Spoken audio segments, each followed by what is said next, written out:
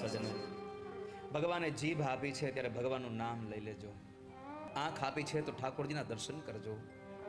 કાન આપ્યા છે તો પરમાત્માની કથા સાંભળજો. આ પગ આપ્યા છે તો ઠાકોરજીની યાત્રા કરજો. હાથ આપ્યા છે તો ભગવાન માટે ક્યારેક ફૂલની માળા ભરજો. આનથી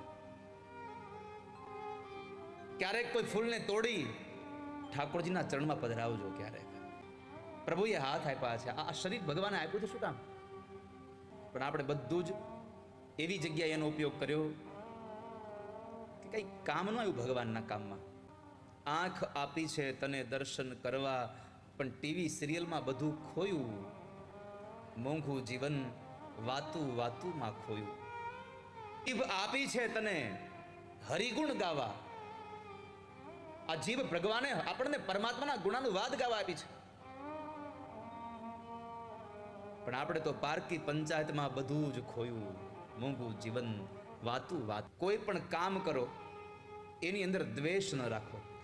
દક્ષ પ્રજાપતિએ કર્યો યજ્ઞ, બોલાવ્યા વેદ મંત્ર, પણ ભીતરની ભાવના સારી નહોતી તો શું થયું?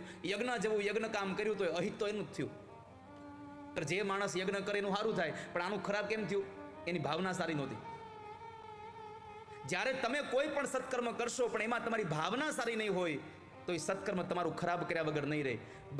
આ સંસારમાં તમે યજ્ઞાદિ કર્મ કરો, ગમે તેટલું સત્કર્મ કરશો, પણ તમારી ભાવના સારી નહીં હોય તો આજ નહીં તો કાલ, કાલ નહીં તો પછીના દિવસમાં ઠાકોરજી તમને ફળ આપ્યા વગર નહીં રહેવાલા ભક્તજનો. પરમાત્મા તમારી ભાવના જોવે છે.